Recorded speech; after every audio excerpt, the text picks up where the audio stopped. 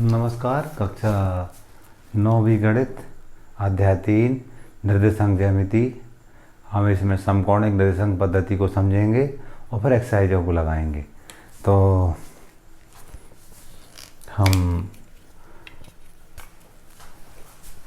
दो रेखा ले रहे हैं।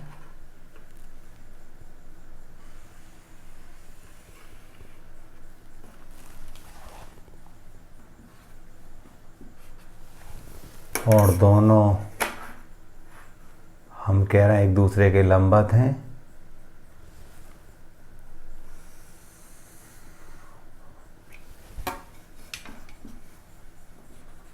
तो इसको हम कहते हैं एक्स अक्ष,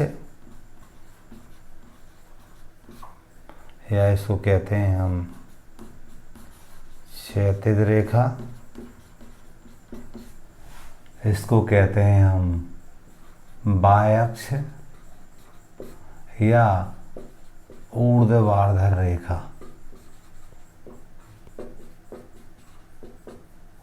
दोनों रेखाएं एक दूसरे को जहां काटती है उसको हम कहते हैं मूल बिंदु।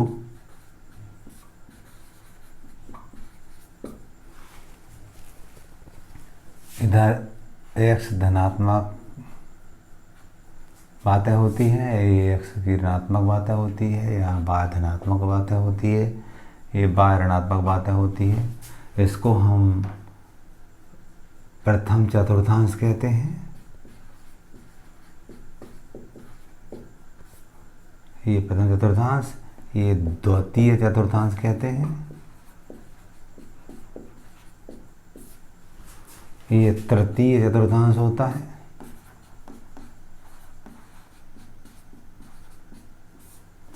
ये चतुर्थ चतुर्थांश होता है।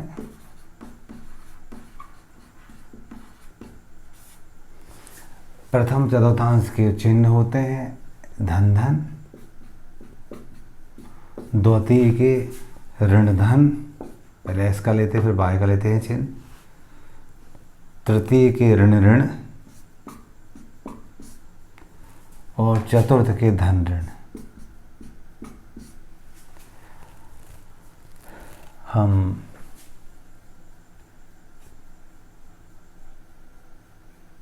एक्स अक्ष के निर्देशांक को हम भुज कहेंगे।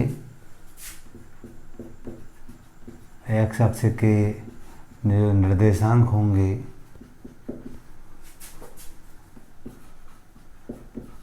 भुज कहते हैं, और बाय अक्ष के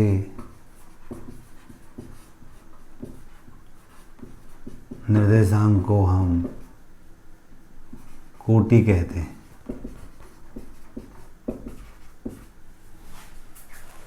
जो मूल बिंदु होता है उसके निर्देशांक 0 0 होते हैं। मान लीजिए हमें इस समकोणिक निर्देशांक पद्धति में कुछ बिंदुओं को दर्शाना हो। मान लीजिए 2 3 दर्शाना हो, -3 4 दर्शाना हो। हम बात करते हैं 0 2 दर्शाना हो, -3 0 दर्शाना हो,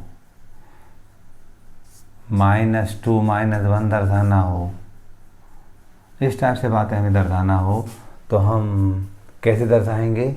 इसके लिए हम सबसे पहले समकोणिक निर्देशांक पद्धति बनाते हैं। हम जानते थे एक्स धनात्मक अक्ष है, ये एक्स ऋणात्मक, बाय धनात्मक, बाय ऋणात्मक। यहाँ पर 1 2 3 4 5 6, 1 2 3 4 5 6 बराबर दूरी पर होते हैं। 1 2 3 4 5 6, 1 2 3 4 5। अब ये मूल बिंदु होता है 0 0।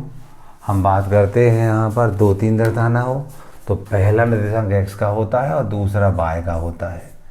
तो x का 2 पढ़ेंगे धन वाले का, ये 2 है x का, और y का 3 है धन वाला पढ़ेंगे 1 2 3 ये, और 2 और 3 एक दूसरे को कहाँ मिल रहा है? यहाँ मिल रहा है। तो ये जो निर्देशांक होगा वो 2 3, ये जो बिंदु होगा वो 2 3 दर्शा रहा है। आगे देखना, हमें दर्शाना ऋण 3 4, तो x का ऋण 3, x के ऋण वाले पढ़ने पड़ेंगे। 1 2 3, ये 3 होगा, ऋण के 3 लिख दिया, वो ऋण है एक्चुअल में, यहाँ एक्स ये ऋणात्मक अक्ष है तो ऋण का ही कहलाएगा वो। ये ऋण 3 ऋण लिख दोगे तो भी चलेगा। इसके बाद 4 का है बाय के धनात्मक पढ़ेंगे, 1 2 3, ये 4 हो गए।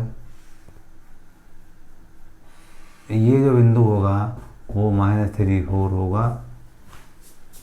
आगे चलते हैं हम, 0 2 दर्शाना, x का 0 है और बाय का 2 है, बाय का धन का 2 है, तो ये वाला जो बिंदु होगा वो 0 2 होगा। आगे चलते हैं, -3 0, -3 0 है ना, ये -3 0, ये वाला जो बिंदु जो होगा निर्देशांक वो -3 0 होगा हमारा, ये वाला। -2 -1 दर्शाना है, x के -2, ये -2 यहाँ, और ये माइनस क्या है 1 है, तो ये यहाँ कहीं होगा, ये -2 -1 होगा, ये -3 0 था। इस टाइप से हम इसकी थोड़ी फंडामेंटल बातें समझी, ये महत्वपूर्ण बात होती है, आपको ध्यान रखना है इसको। ये याद रहेगा तो पूरी प्रश्नावली हो जाएगी, पूरे अध्याय हो जाएगा हमारा। अध्याय जो 3 है वो इस पर ही आधारित है। अध्याय 3 की प्रश्नावलियों को हम लगाएंगे। हम बात करते हैं कार्तीय तल की। ऐसा तल जिसमें ये दोनों रेखाएं और चारों चतुर्थांश शामिल हो उसे हम कार्तीय तल कहते हैं। ये एक रेखा, ये दूसरी रेखा, दोनों रेखाएं और ये चतुर्थांश, चारों चतुर्थांश शामिल हो उसे हम कार्तीय तल कहते हैं। यदि कार्तीय तल की बात करते हैं, ये कार्तीय तल कहलाता है पूरा। अब प्रश्नावली लगाएंगे हम। एक्सरसाइज 3.2, कार्तीय तल में किसी बिंदु की स्थिति निर्धारित करने वाली क्षैतिज व ऊर्ध्वाधर रेखाओं के क्या नाम है। हमने इस टाइप से देखा था अभी, ये क्षैतिज रेखा, ये ऊर्ध्वाधर, क्या कहते हैं इन्हें, क्या नाम है, तो एक्स अक्ष, इसको कहते थे हम एक्स अक्ष, इसको कहते थे हम वाय अक्ष। तो क्या नाम है, हम लिख देंगे एक्स अक्ष व वाय अक्ष। अगला था, इन दो रेखाओं से बने तल के प्रत्येक भाग का नाम चतुर्थांश, इनको हम चतुर्थांश कहते हैं, फर्स्ट सेकंड थर्ड फोर्थ, तो ये कहलाते हैं हमारे चतुर्थांश।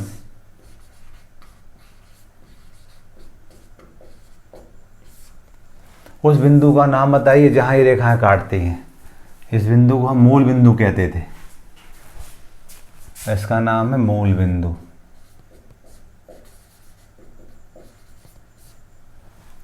हमें क्वेश्चन नंबर 2 के लिए ये चित्र दे रखा था, इसको देख करके हमें बताना था बी के निर्देशांक क्या है। बी ये है, बी पहले x का लिखते हैं, ऋण 5 है और बाय का 2 है, तो बी के निर्देशांक क्या है, तो इसके आंसर हम लिख देंगे हम, बी के जो निर्देशांक होंगे ऋण 5 3, पहले x का लिखते हैं फिर बाय का लिखते हैं, इसका ऋण 5 है, बाय के 2 है, सॉरी बाय के 2 है जी।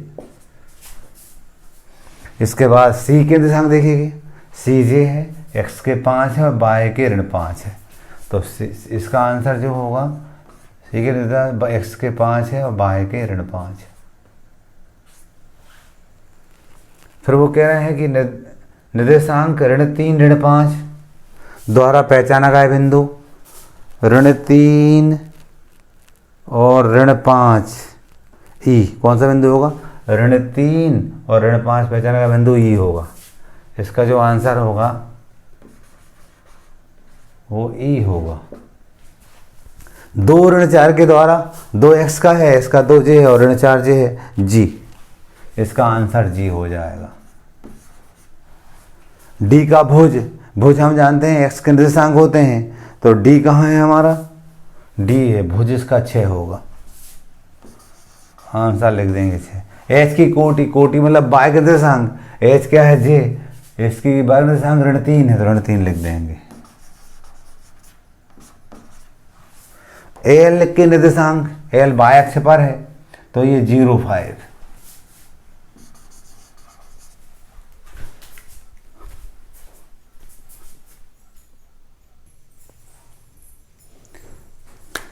एल के निर्देशांक, चूंकि एल बाय अक्ष पर है